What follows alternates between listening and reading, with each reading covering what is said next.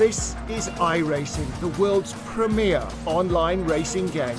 iRacing puts you in the driver's seat to experience today's newest form of competitive motorsport, virtual racing, all from your home PC. Race virtually in endorsed series from NASCAR, IndyCar, IMSA, the World of Outlaws, Aussie Supercars and more. Take on legendary circuits like Daytona, Silverstone and the Nürburgring. Join iRacing's global online racing community and get on track today at iRacing.com.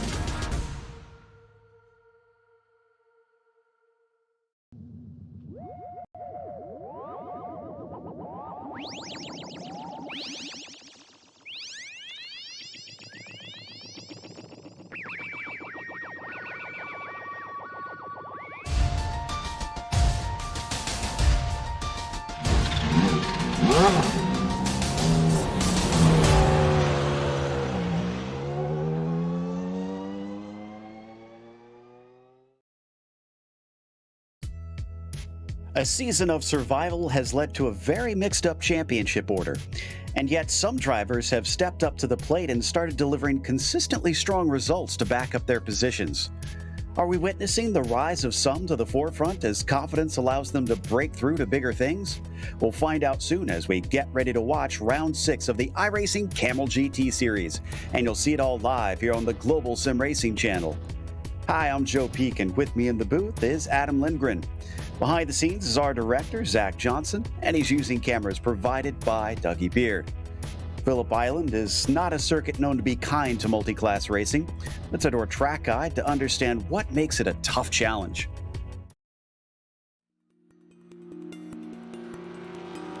Welcome to Phillip Island. As the name implies, this track is located on a splotch of land off the south coast of Australia near Melbourne. While there's been plenty of racing here for close to a century, the track's current incarnation has only been around since the late 80s. And this version is a doozy. With only 12 turns spread across the roughly 4.5 kilometers, it's a decently fast circuit. But what really makes this place stand apart is the incredible variety in those few corners. From negative to positive camber, early apexes, late apexes, blind crest, hairpins, sweepers, if you name it, it's probably got it. On top of that, the front stretch tends to offer up a slipstream with its incredible length, but it then forces the drivers into a game of chicken by chucking them into the frightening doing. Corners like Lukey Heights stretches a car's grip to the limit and then shocks you with a sudden downhill braking into MG. Retaining something of an old-school twist, unlike most modern courses, Phillip Island has earthen embankments running along many parts of the track. While it's meant to keep the cars safely retained within the circuit's confines, anyone unfortunate enough to manage to jump them will be faced with a ton of damage for their troubles. A variety of types of racing take place at the track, including motorcycles, lower-level open-wheelers, and touring cars. Possibly the most well-known among those is the Australian Supercars Championship. With the Aussie reputation of having dangerous, difficult, and challenging circuits, Phillip Island certainly holds up to the standard. The beautiful views of the beach and the ocean may lure some of the fans in, but there's no doubt that the incredible racing at this unique track keeps them around.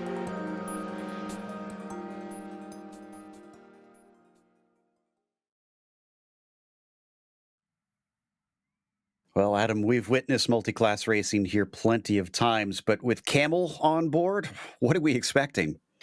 Well, I know many in the Kamel GT community are searching for a track that will provide relief from the chaos caused by the large grids. Phillip Island as a track will not provide that relief. This 2.76 mile or 4.45 kilometer 12-turn circuit sits right at the top of a hill and with no pavement runoff to speak of, grass right down to the ocean, and a notoriously windy and dusty track surface. This narrow course provides an immense challenge for every driver. The Nissans will feel most at home here with their downforce keeping them glued to the track through Dewan and Hayshed, but some of the tighter twists such as Honda and MG will provide plenty of opportunity for wheel spin off of the corner. The Audis will struggle with the high speed Dewan and Hayshed, and the Southern Loop and Turn 12 will threaten to burn off their front tires completely, but the tighter, twistier sections through Honda, Siberia, and MG will feel very nice in the four-wheel drive power box. Multi-class here is nothing but chaos though, with enough room for only 3 cars to get by on the Gardner Straight. This narrow, winding, and sloping track changes the ideal line from right to left at least 24 times over the course of the lap, and with an average lap delta of nearly 15 seconds between Audi and Nissan, drivers will have their wits about them to try and survive this challenging round, Joe. Yeah, we're going to see a lot of it as the laps continue, but let's take a look at the points. As I mentioned, things a little bit different from what we're used to seeing, with Heitor Sintes Galindo now leading for a couple rounds. Ove Trangrade unfortunately lost ground last time, but it was Hugh Haycox who jumps up the order, has been switching back and forth between wins and poor finishes. So let's see if that continues today and if he has a bad day. Jungbluth and Mosquera rounding out the top five have also been a bit around and about in the finishing order. Let's see if the GTOs give us the same vibes.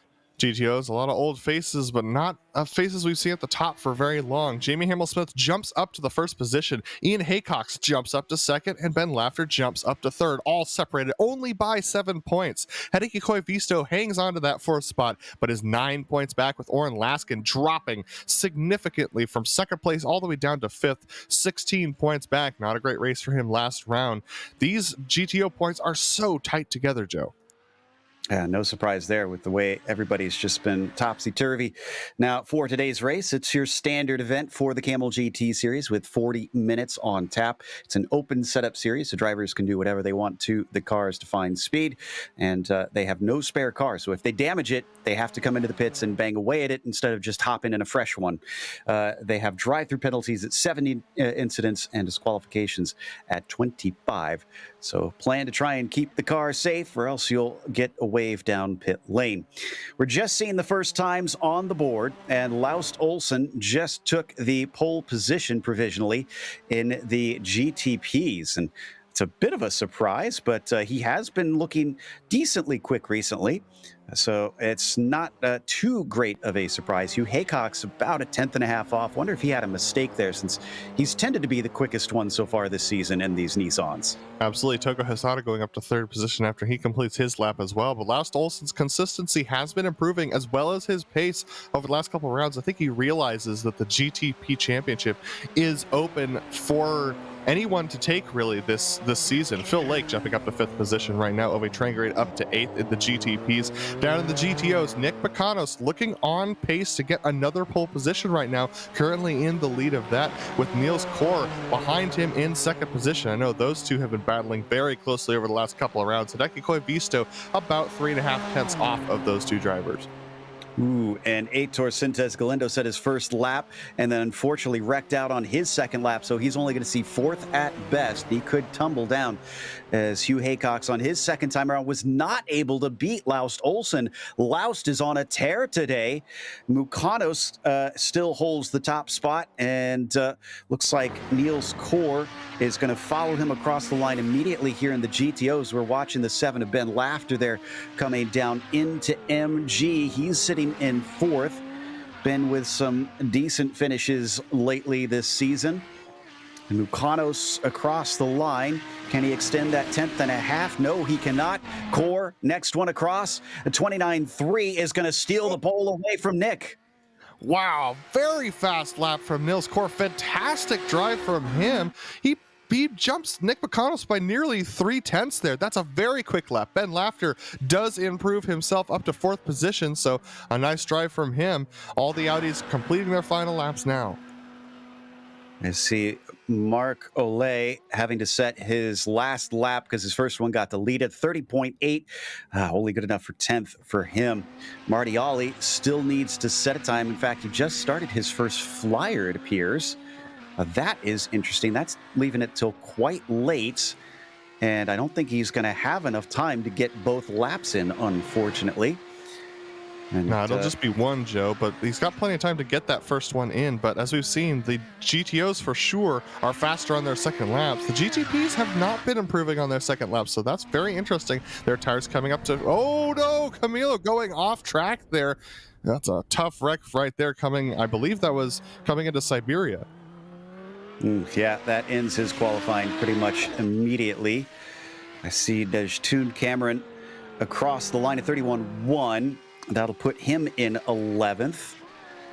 And there's the 28 continuing around, but will not have, no, actually he will have just enough time to get back around for another one, it seems, on that second lap. He's got to hustle, though. There'll be just a few seconds left on the timing board. Oh, he's parking it.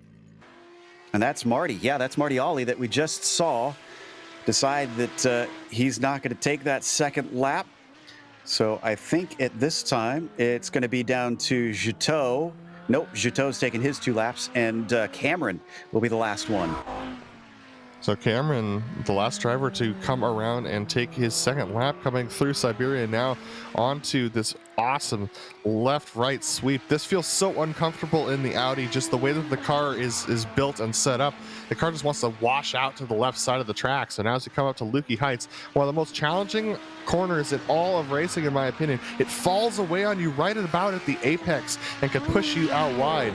Now heading through MG as they duck down this very twisty turn 10 and 11 complex. It's so hard to nail this right, but Cameron, a little dab of brakes on the exit there gets him to the apex. Now he's going to try and hit turn 12 apex as well. It's banked, so it's a little easier for him. Now he's going to come off of the corner and try and cross the line. Let's see what kind of a time this is going to get.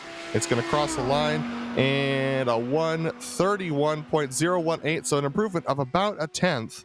But unfortunately, it doesn't look like that one did stick, but it's going to keep him in 11th. Didn't gain any positions from it, which means that our grid is set here today for our Kamel GT Series Round 6 at Phillip Island. And up at the top of it, Laust Olsen begins with the pole, and Hugh Haycox is going to be challenging him. Hugh going to try and break the trend that he's been seeing. Togo Hisada starts from third. He had a good start to the race back in the Lotus 49s, but it just didn't quite seem like he had the pace there in Hungary as he starts from the podium here. Heitor Sintes Galindo in fourth, and Martin Krejcik starts P5. Then you've got Gianluca Gabbiani with a very good qualifying in sixth. Phil Lake has had a lot of bad luck this season. He's only starting from seventh. Maybe he can avoid some of the chaos we've been witnessing from there, as Fabian Jungluth will start eighth, and Ovi Trangrade mysteriously all the way down in ninth today. Pablo Suarez rounds out the top 10, and then to the next slide, Douglas Cloud with a great qualifying for him, starting from 11th. Javier Mascara in a P12, and Nick Morelli in the 13th position. It's John Cope following that with John Keefe in 15th. Rob Allard will be on the outside of that row, and Paul Fair was the last of the Nissans to set a time in 17th. Carlos Fonseca, Tom Holland, and Tim Phillips will line up behind them. We got Nils Kor on the pole, jumping Nick Bakanos by 3/10 in that second lap. And Nick Bakanos in the second position. Henneke Koivisto lining up inside behind Nils Kor. Ben Laughter lining up behind Nick Bakanos. Franco Scurry going to line up in the fifth position with Ian Haycox in sixth. Jamie Hamill-Smith lining up in seventh today. Devin Donahue in the eighth position with Mika Tupola in ninth. Mark Ole is going to line up in the 10th position with Nishan Cameron. Lining up in the 11th spot, Camilo Miranda jumping up to 12th. Michael Haynes down to 13th position today with Andre Juteau. Our last driver to take a time is going to line up at 14th. Then Marty Ole and Pablo Rangel line up in the 16th and 17th positions, rounding out your 36 car field today. Yeah, plenty out there to keep them busy, though mercifully fewer than what we've seen at all the broadcast races so far this season. If we could take a look at the weather to add a wrench into things, it's cool air temperatures, but the sun is well out. As you can see, 100 Fahrenheit on the track surface. I mean, it is the Australian summer, so not too shocked that we'll get a hot track for this. Yeah, Joe, and honestly, like, the track temperature is a little shocking, but not to be unexpected. But the wind is ridiculous. Out of the west at 18 miles an hour. That's going to be buffeting everybody around, especially the GTPs. And especially with that wind coming out of the west, that's going to be side wind going through Dewan and Stoner. So the only time that they're going to be getting any sort of benefit from this wind is going to be around the southern loop. And so that's going to be a little bit challenging for them too, because they're going to get a tailwind coming out of the southern loop, which can tend to blow people off course. We've seen it happen before. But a headwind into turn 12 means that most of the time the Audis and the Nissans should be full throttle through there. Down into one of the trouble zones. We had a heck of a race in Lotus 79s earlier this season at this track, and a lot of it came down to this corner into Honda. Some bold moves, some very brave moves around the outside as well, trying to get them to stick, because as we see here, it switches back into Siberia. And I'm wondering how many battles we'll get to see carry on after that hairpin. Yeah, Honda's been infamous in the Kamel GT series, especially with GTPs sending it in very deep. We saw last season quite a few GTPs sending it off in that corner on the first lap, just due to the fact that they were still getting used to the way that this car behaved after an update that really changed the behavior of both of these machines due to the changes in their tire and brake models. But the driver's much more comfortable with the cars now, and that battle into Siberia, the exit of Siberia is so challenging to get right for the driver on the outside of the corner. If they can carry speed through Siberia, then they can be alongside going into 7 and 8 and into Lukey Heights. They have a better opportunity to try and sneak by. Out of MG, they're going to be released soon, and Laust Olsen will have control of the field. He's still seeking his first victory this season in the Kamel GT series, and Hugh Haycox is going to look very tough to beat, I imagine, as they wait to give the go. Pace car is in. Olsen in the bright yellow machine, Haycox in the blue and white to his side. And he's holding them a long time here. Now he goes. Green flag is out, and it's a very good start for Olsen. Haycox got caught napping a little bit. Here comes Sintez Galindo pulling the slipstream. He's going to try and go side by side into Dewan, and unfortunately has to fall back by the time they come down to the southern loop. Behind them, looking to see if we're clean into there, and it looks, oh, no, we're not. Looks like Keith goes around. Let's go to the GTOs. It's very close between Niels Core and Nick McCallus there side by side going through turn 12, and here we go side by side going through Dewan. Nick McCallus is going to try and do it around the outside of the corner on the first lap. He's going to have the inside coming into the southern loop. Niels Core tries to hang on to it, but can't. Nick McConnell's with a power move around the outside. Oh, almost contact as well between Laughter and Core, but they managed to exit the corner, and thankfully just ahead of them, John Keefe gets on the throttle in time to not get involved in that fight for the lead. But look at that. Nick Mukanos with 2 wins in a row now that he's finally got points on the board will not be denied anymore. Yeah, fantastic move. Now he just needs to be consistent and get away from Niels Core. Niels, as we know, very quick through this second sector, but that's where he made up his time on his qualifying lap. We've had another wreck in the GTPs. Ove Trangrade's around.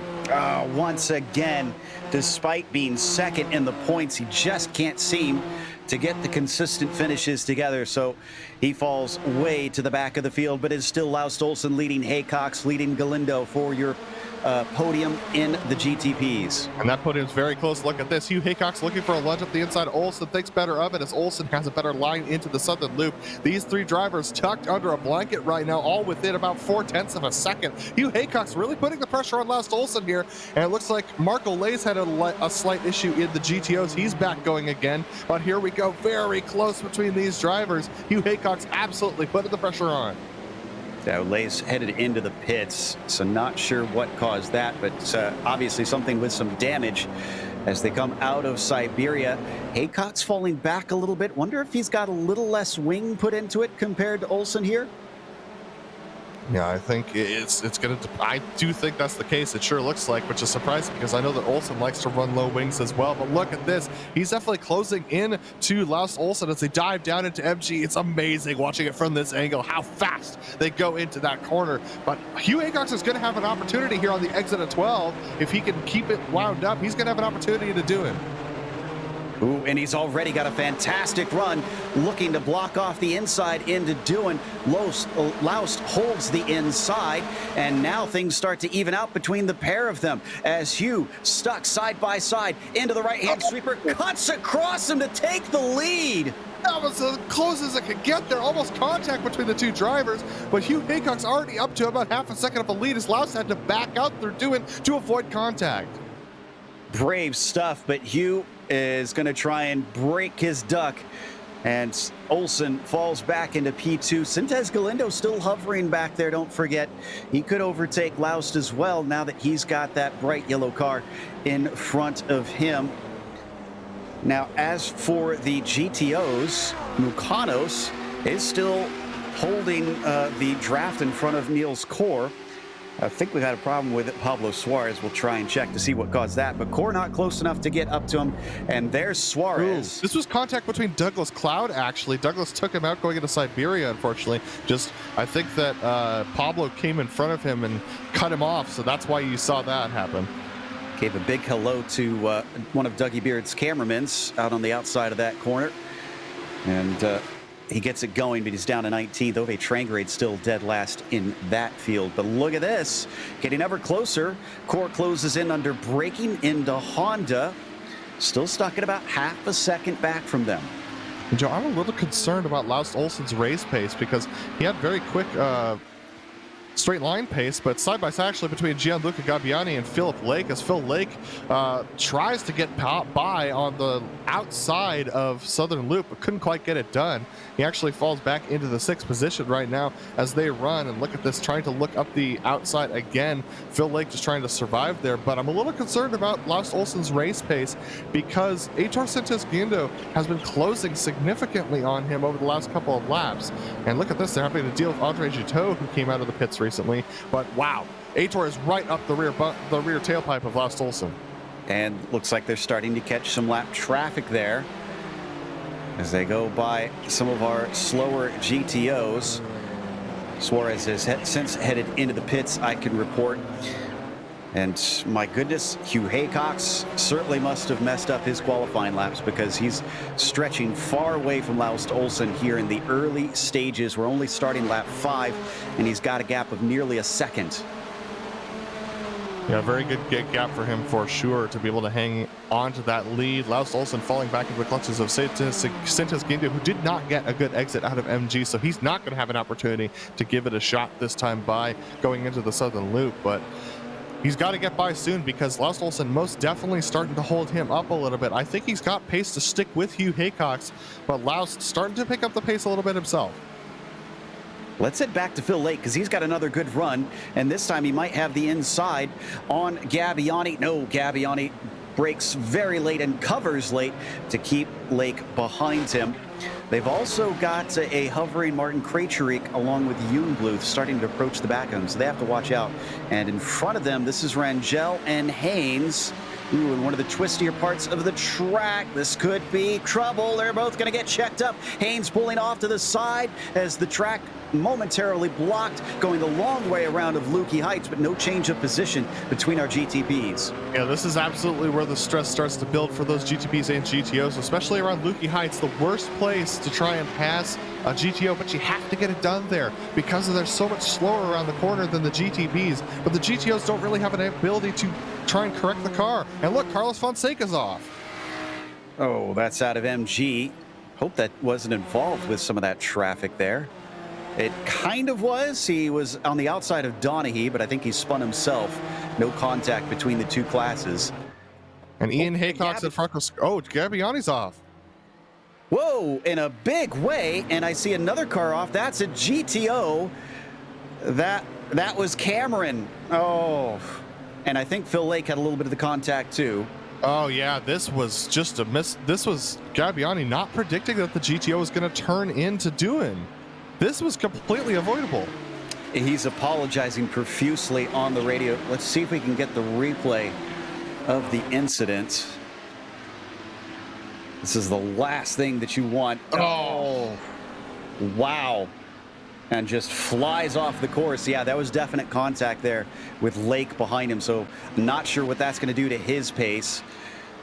There's another look at it. What I can tell you is that Jungbluth and Krejcik did get by him. Oh, and Lake just got hit just now by traffic behind him. If Lake didn't have bad luck, he'd have no luck at all. This was Marty Olay. Yeah. And Marty Olay was trying to make a lunge on, I believe, Javier Mascara up the inside of MG and just could not get it wound up in time.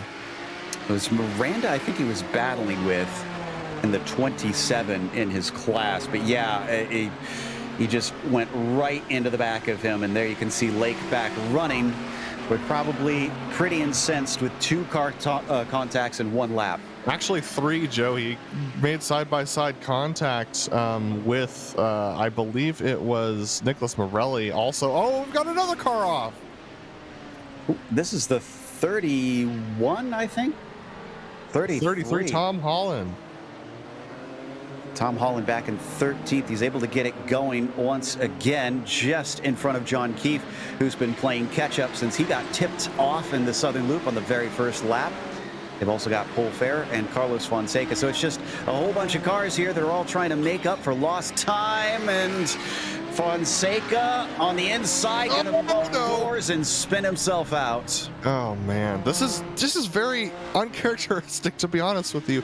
A lot of drivers taking a lot of risks just because of the way the nature of this season has been absolute chaos. Drivers trying to make as many positions as they possibly can, and we're just seeing a lot of drivers taking a lot of risks right now. And it's not paying off for them.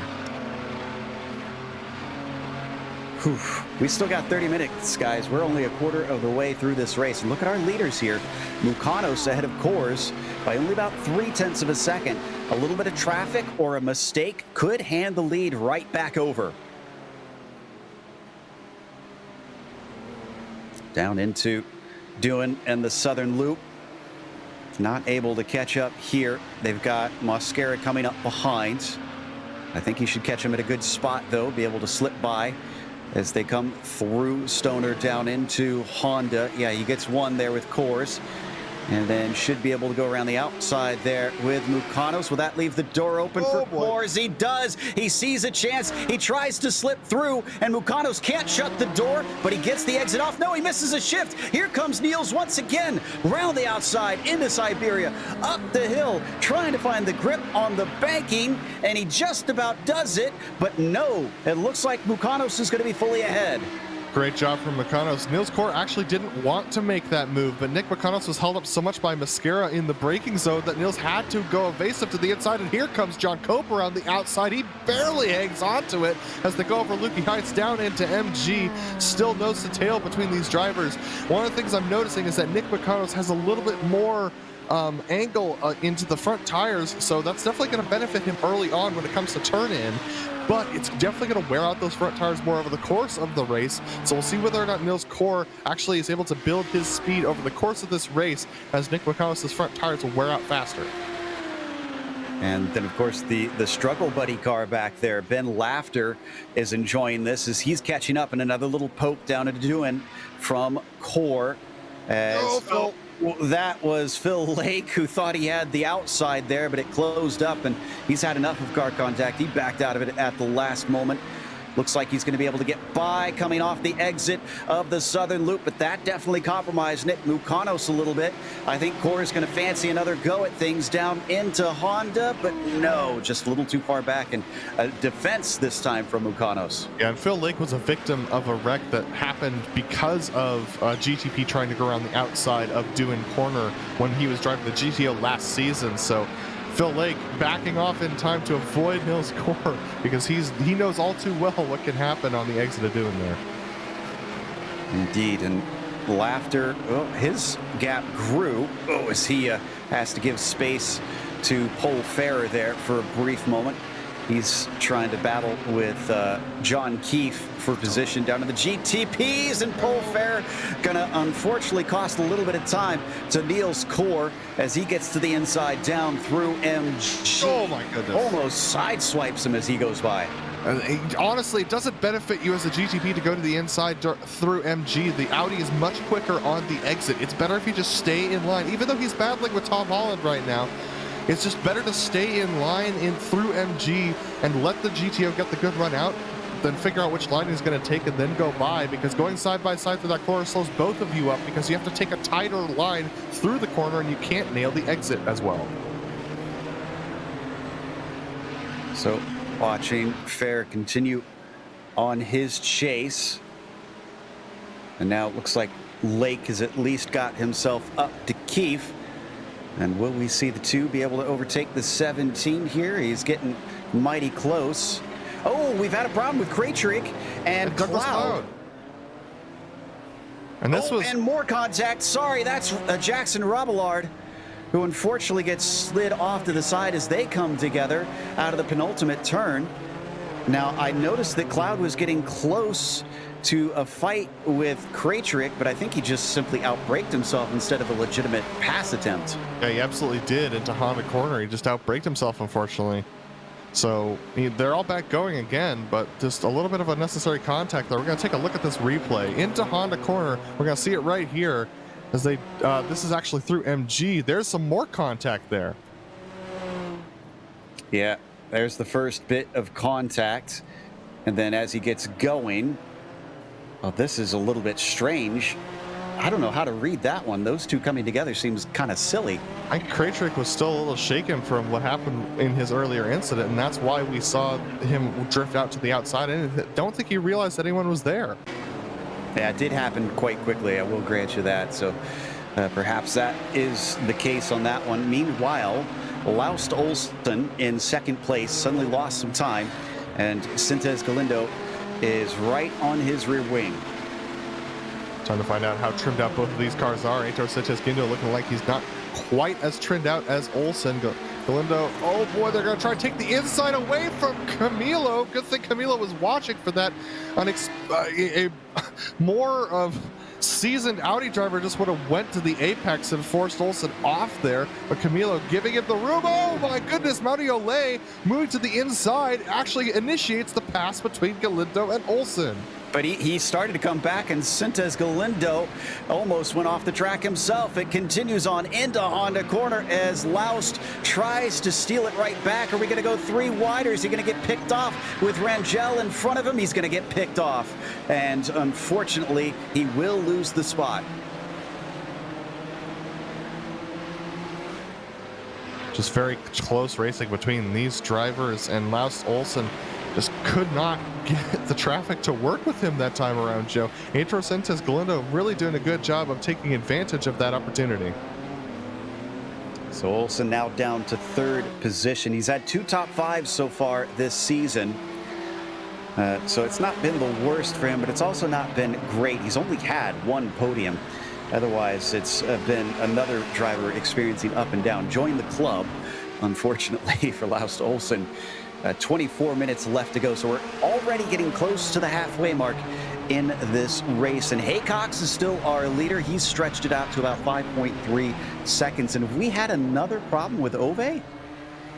No, I don't think. I mean, he was in the pits for over 2.5 minutes. So yeah, I believe. Oh, and we got another car off right now. Who's this? Tim Phillips is going for a little bit of a safari out there. And that was a very strange one. He was extremely damaged. Oh, this happened a long, long ways back. He made contact with Marco Lay on the front stretch, and because of that, his damaged car had to limp back around, and eventually he just gave it up and had to basically tow to pit lane. So down into Honda corner, the 12 car of Rob Allard, we saw have a bit of an off after contact earlier, is now working on Martin Kraytrick as well as defending from Mosquera. That's going to be Tupela that they're going by. Yeah, and Tupela going to his normal line. Rob Allard having to navigate around him. Javier Mosquera realizing that Tupela is going to miss the apex there, and so he's able to sneak his way by. This three-car battle has really been one that we've watched for quite a while. Javier Mosquera actually losing that position. I think he's got a little bit of damage to the left side, which is affecting his straight line speed. That's why he's fallen back there, but he's the last in this three-car battle, with Rob Allard the sandwich between Kraytrick and Mosquera. Just going to weave his way by, and then he is through. Looking to see if we've got any more action in the mid-pack here closing in. We haven't checked in on the mid-pack and the GTOs, I think, at all this race. And there are a few that are kind of bubbling. Ian Haycox for fifth, has Jamie Hamill-Smith at least with a second behind him. And Rangel and Martiali are close for eighth, about half a second between them.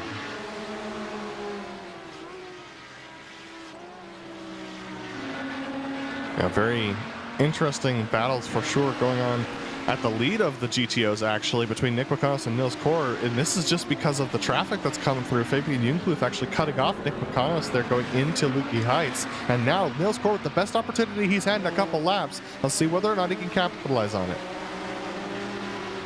He's going to get the slipstream. There's only 0.3 between them, and these are boxy cars on a very fast straightaway. Even exiting the turn, they're already at 130 miles an hour. and continuing to pick up pace. 160 once they come to the end. Just a lot of grunt in this Audi engine, but once they hit doing, they have to get off the gas, and it looks like it wasn't enough for Niels Core. Now, Nick Bocanos is focusing on the corner exits, and that's absolutely where he's gaining his time on Niels. You can see him pull away there on the exit of the corner. He's actually late apexing most of the corners to try and make progress, so that's why we're seeing him with such success right now on holding off Niels. Niels, very quick driver through the twistier stuff, but now they've got their own lap traffic to deal with for the first time on Radio Show. Solstice had a problem. Oh no, from third place, he's fallen to fifth. What happened here? He just slid off track on his own. Outbraked himself through Siberia, unfortunately. Wow. I think he may have glanced the wall, but it looks like he's back on track, and I'm not seeing major damage, at least from this angle, but it was the other side that he hit.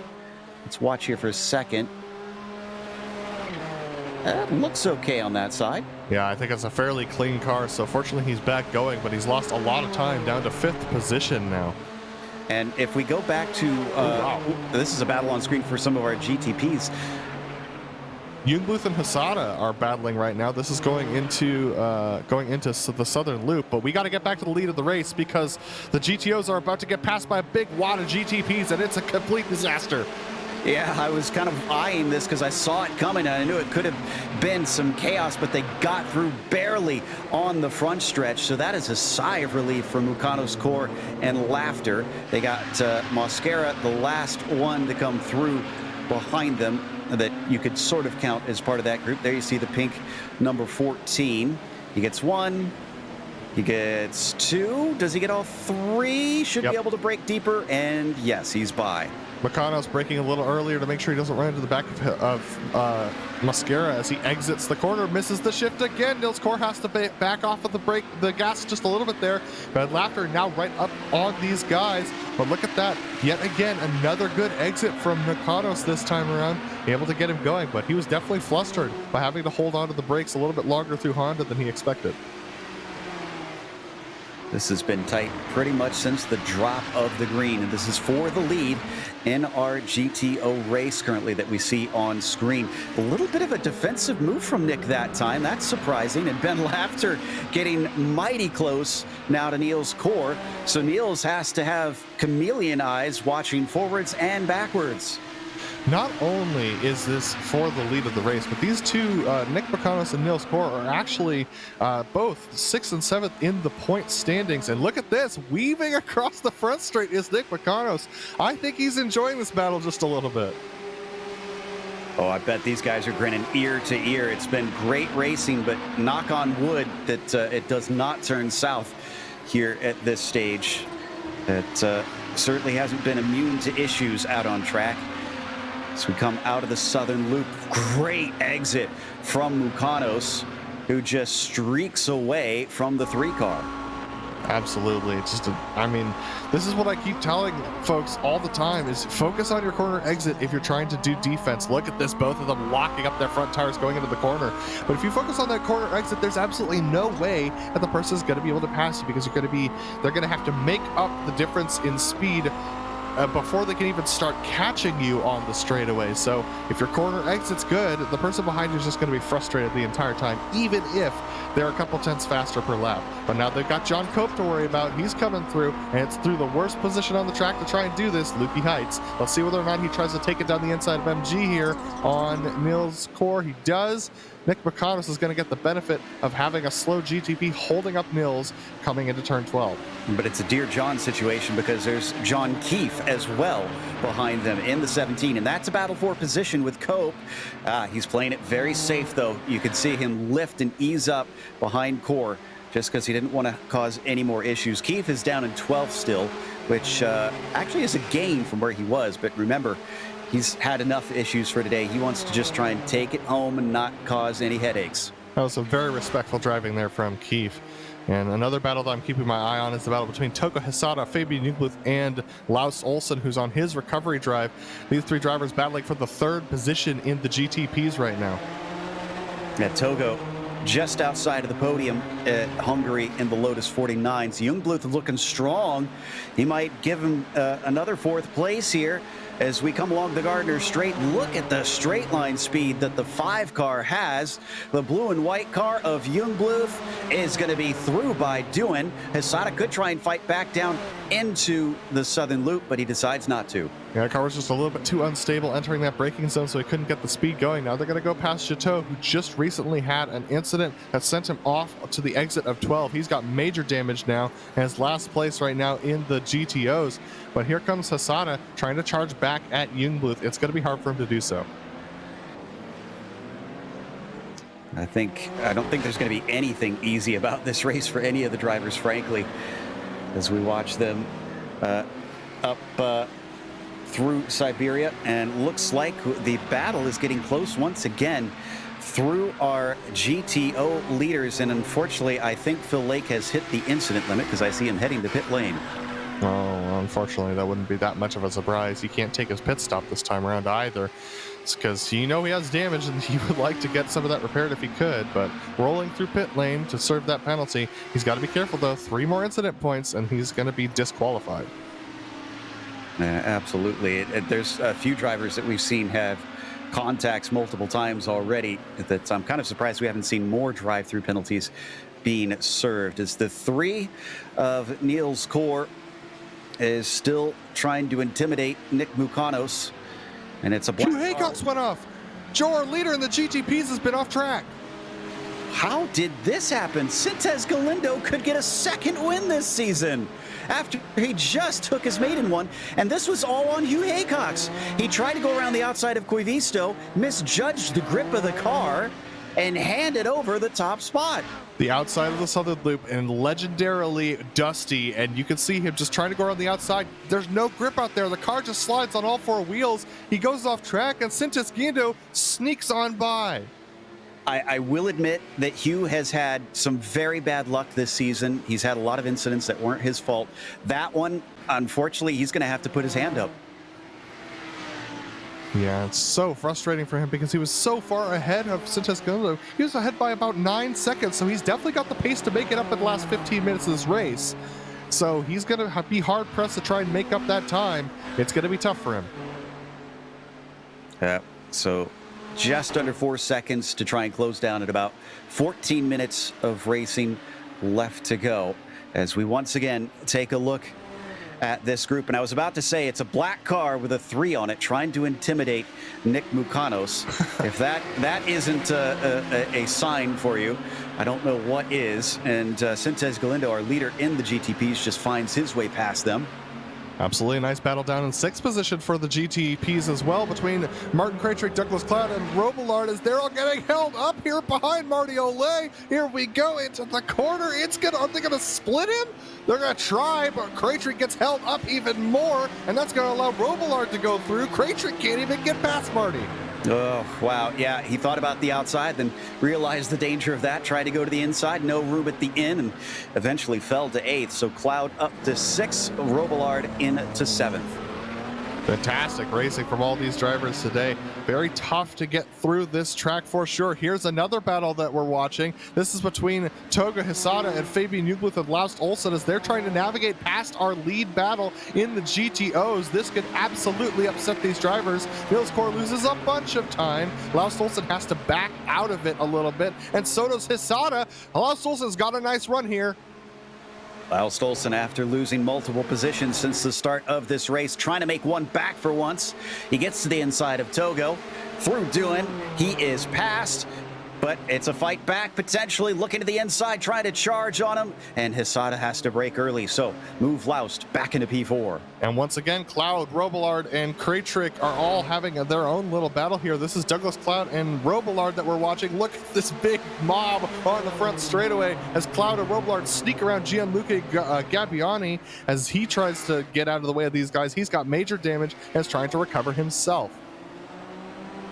I am rather impressed with Douglas Cloud this race. Usually a mid-packer, and he's qualified in 11th, gotten up to 6th, and is doing a fantastic job dealing with a frantic situation out there on track. Absolutely doing an excellent job trying to hold on to these cars. Phillip Blake Phillip Island rather, is a very challenging track to tackle in these GTOs, in these GTPs and GTOs for sure. Phillip Lake in the pit still, as we see our leader streaking by Aitor Sintes Galindo. Yeah, I think we misjudged that. It looks like it is repairs for Phil Lake instead of a penalty. Frankly, I wouldn't be surprised, though, if he's in for both and just decided, screw it, let's just get the thing banged on and try to find some speed once again. So up at the front, Sintes Galindo in the 9 machine. Going to go by a couple of our GTOs, just sliding up the inside into Honda. Ooh, that's an opportunity. Well, Tupola actually not on the same lap here as Juteau, so that's not a battle for position there. Interesting to note, Joe. It was about 4.5 seconds when Hugh Haycox came back on track to Aitor Sintes Galindo, and it's now just under 3 seconds with 10 minutes to go. On this pace, he would get to the back of Galindo by the time the race was over. That's assuming traffic plays nice. Whoa, and another bit of action down into the hairpin. Krejcik trying to get inside of some of our GTOs.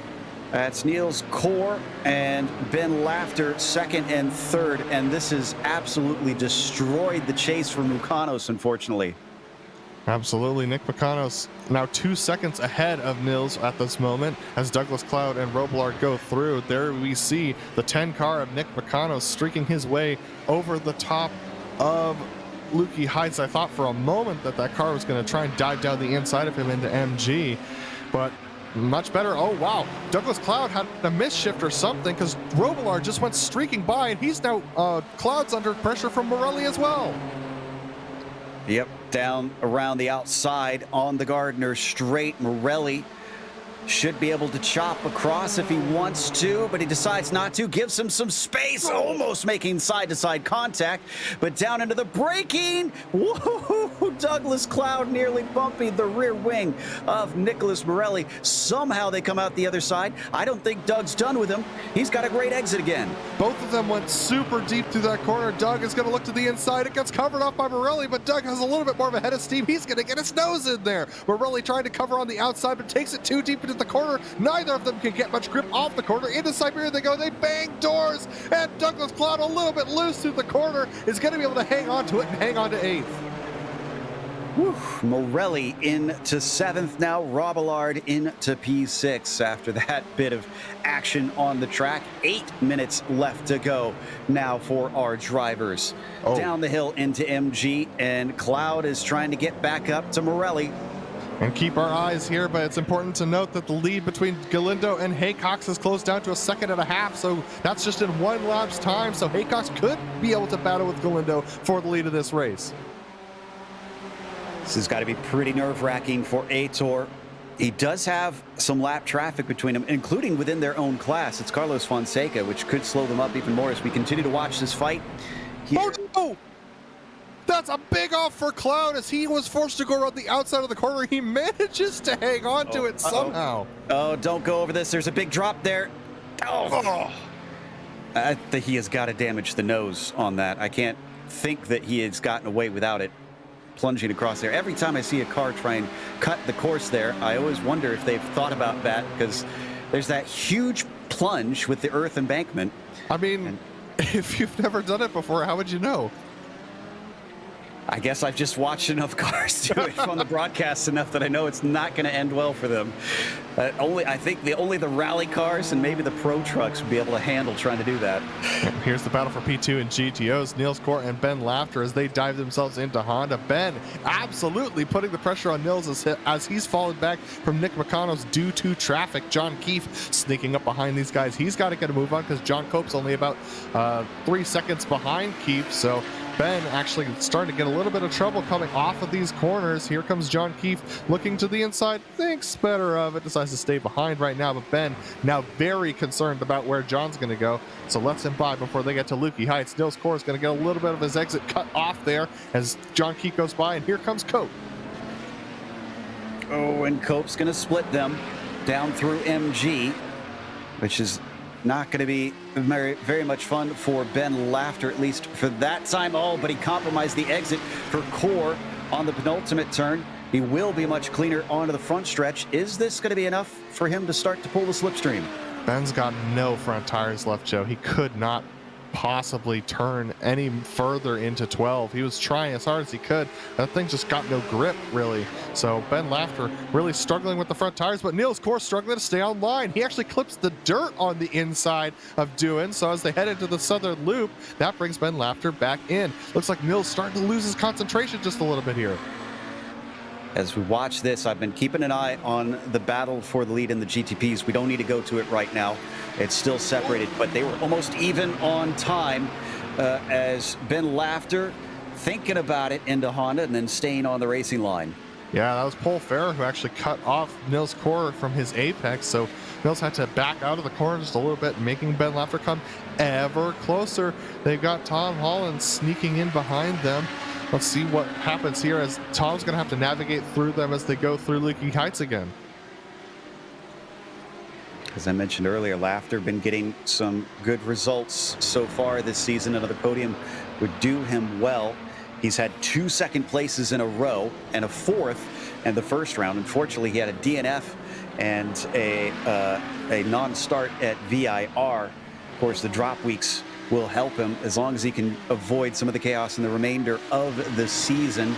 But he's been hunting Niels Kor for much of this race. Oh, and here we got a battle between Olsen and Jungbluth. Yeah, absolutely. Olsen trying to claw his way back up to a podium position, able to do so, sneaking past Jungbluth, but Jungbluth's got a great run down the front straightaway. Olsen's going to have nothing for him here. Here comes Jungbluth looking to the outside, but he hits that big wall of air. Can he make any progress here? Can he send it around the outside of Doohan? Here they go side by side. They got Hideki Koivisto to worry about, and Jungbluth's going to back off and save it for another day. But they're coming up to the battle, which has now gone to Lafter. Lafter gets it away from Niels Kor with a great move through Doohan and the southern loop.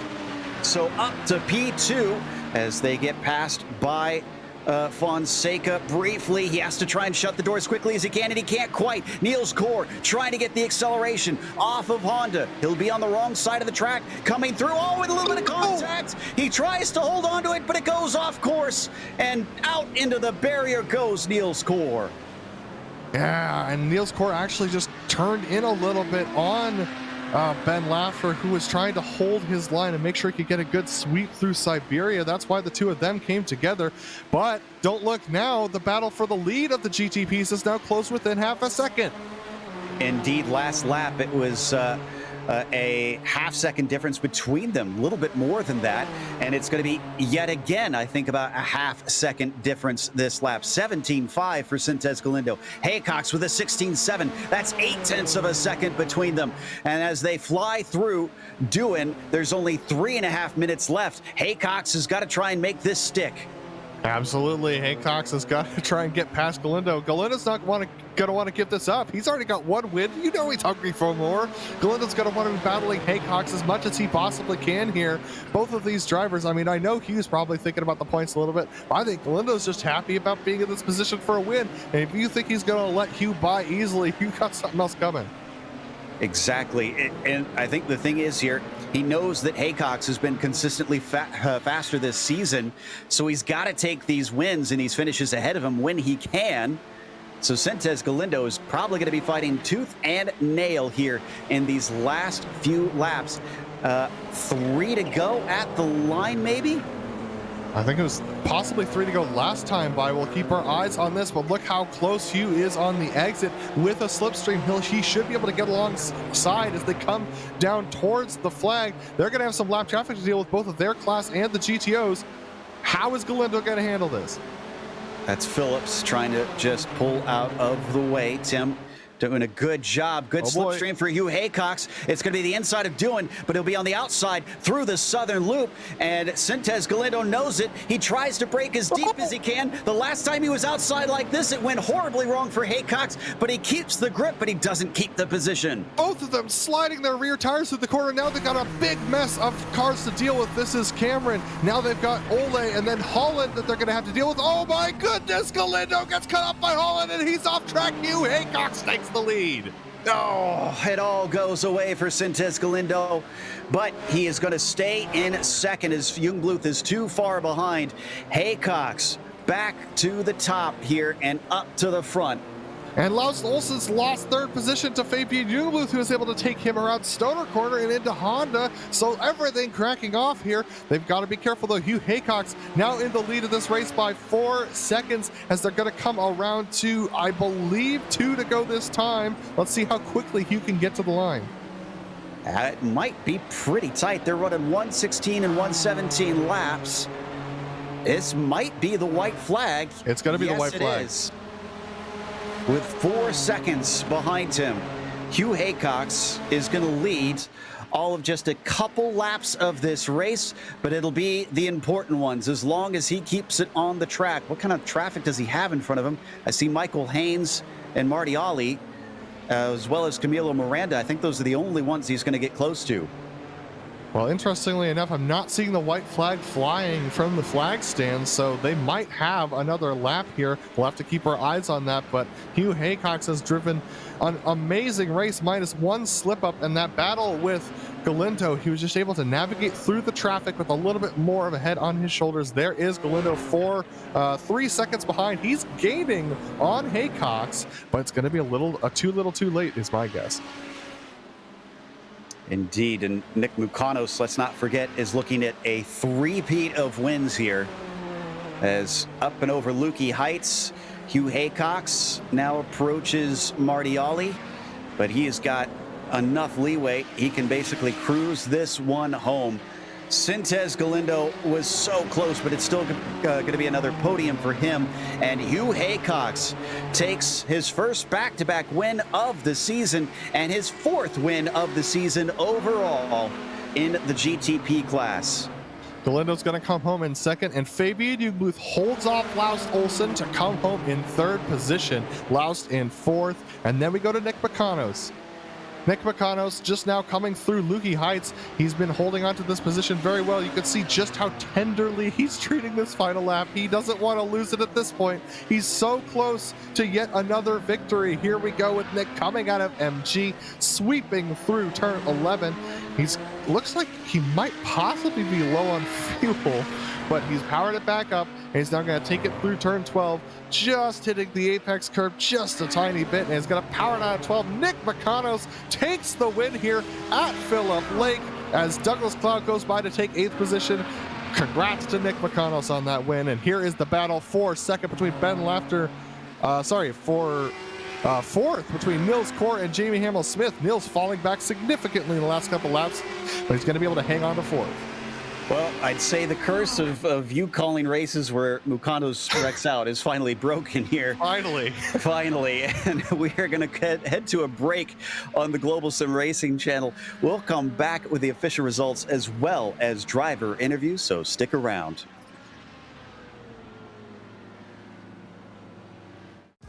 This is iRacing, the world's premier online racing game.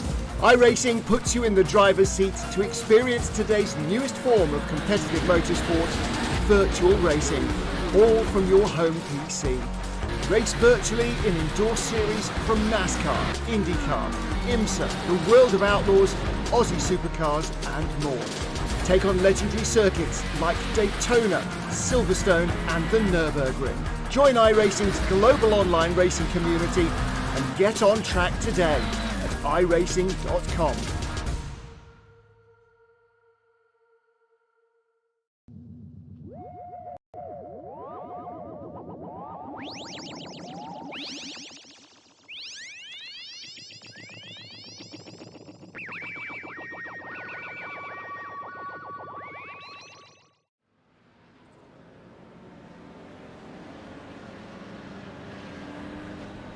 Welcome back to Phillip Island. We had a great race here for both leads in the Kamel GT series.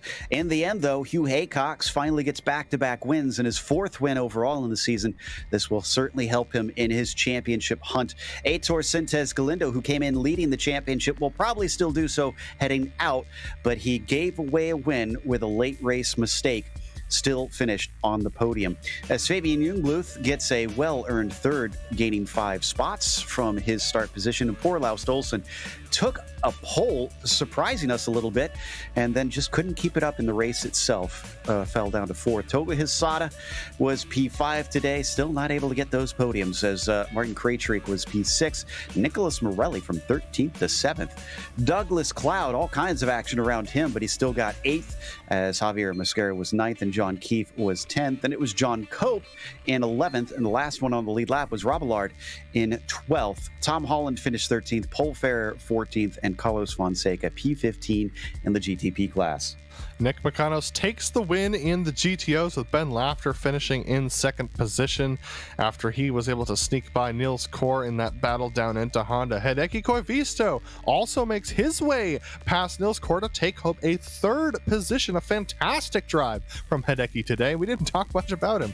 Niels Kor falls down to 4th after that contact between Ben Lafter and himself, and Jamie Hamill-Smith comes up to 5th position. Ian Haycox is going to come home in 6th today, with Franco Scurry in the 7th position ahead of Camilo Miranda and Marty Ollie, who each of them all had their own battles today. Marty coming home in the 8th position. Then it's the 9th position, rather. Then it's Nedjan Cameron, who comes home in 10th. Mika Tupola comes home in 11th today, with Michael Haynes in 12th. Marc Olay comes home in the 13th position, with Andre Juteau in 14th. And Pablo Rangel did not finish, and neither did the rest of the drivers on the field.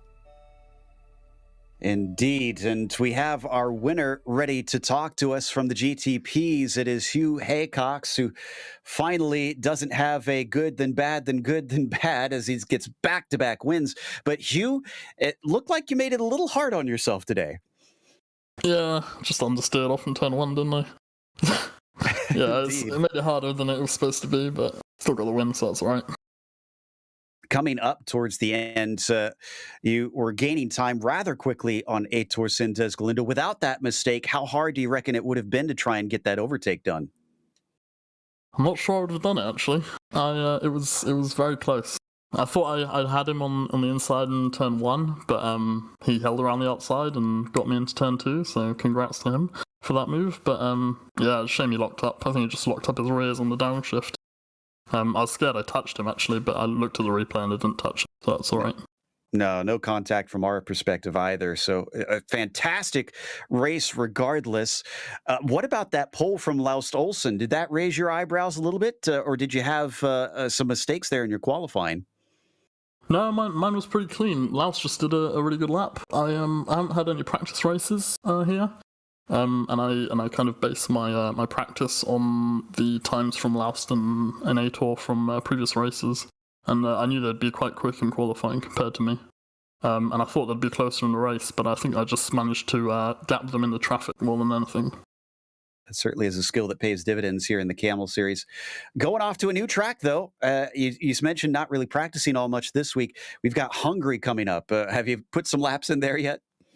Not in this car, but I've done a bit in GD3, and it's a good track, actually. Bit tight, could be interesting with some traffic, but yeah, it should be fun. It'd be a lot of fun. Congratulations again. Anybody you want to thank for your fourth win of the season? Of course, Douglas Cloud for the setup, as usual. You guys put on a great show, and I also want to apologise to Andre Juteau for the contact in the last corner. It was just netcode. That was our winner in the GTP class, Hugh Haycox, with up next, Nick Mukanos on a three-peat himself, and Adam has caught up with him. Yeah, Nick, I was a little worried that with me coming back in the booth, you'd have some bad luck continuing, but I think that curse is broken. Congratulations on the win today, and it was not without contest. How was that battle with Niels Kor today? Oh, I knew it was going to be really tough. We were pretty much dead even, and I tried to out-qualify him. That didn't work, so I knew I needed to get by him as soon as possible because he's pretty difficult to pass. And after that, it was just trying to stay safe in traffic, but not too safe. Absolutely, and the traffic was chaos today. How was it on track for you dealing with the traffic? I know Phillip Island can be a very challenging place to do multi-class. Yeah, it wasn't too bad. Everyone was passing pretty much where I'd expect them to. I had one incident with someone sliding off track. I don't know who it was. That was kind of lucky he didn't run into me. But other than that, I mean, there were some hairy moments, but overall, it was pretty well behaved. And Niels kept the pressure on you over the course of most of the race until he made that mistake. But talk to me about how did you manage to stay ahead of him that entire time? Because it seemed like he had a little bit more pace on you through the twistier sections of the course. Yeah, he did, but I noticed I was getting a good run onto the straight, and I think it was preventing him from passing me using the draft, so I was just trying to get good exits when there was a long straight ahead. Well, Nick, a fantastic drive. I mean, 3 wins on the season. You're climbing the standings very quickly. Is there anyone you want to thank for this win today? I'd like to thank you for not mentioning me recently, and I'd like to thank everyone in Kamel. It's great fun. Well, congratulations, Nick, and we look forward to seeing you next round. Yep, thanks. That was Nick McConos, our winner in the GTOs. And next up, we have a runner-up in the GTPs. Aitor Sintes Galindo is going to be talking with Joe Peak.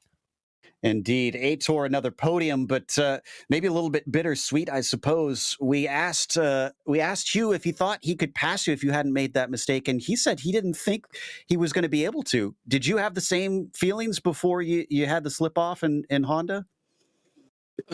Well, it was kind of bittersweet, but I think it was Hugh had the better pace, I think, and I thought for sure in one lap of another, maybe the traffic would get hold of it and make me some miscalculations, which happened eventually. Even though I think Hugh would have passed me. Either for in the better exit of the front stretch or something.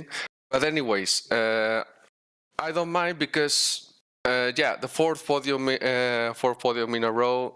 I'm more satisfied with the result, even though I could win. Yes, but I'm actually happy because I didn't think in the end I could win. I was just lucky enough until my luck ran out. I can understand those feelings. I mean, I feel like you should give yourself some credit. Like you said, it's your 4th podium in a row. Luck at some point has to become some sort of consistency. It feels like to me you've turned over a new leaf this season. Yes, although I still think that. I still remember in the beginning of the year that I was like 1 second per lap slower than the top guys. And I'm here fighting for podiums and even wins if something happened to the leaders.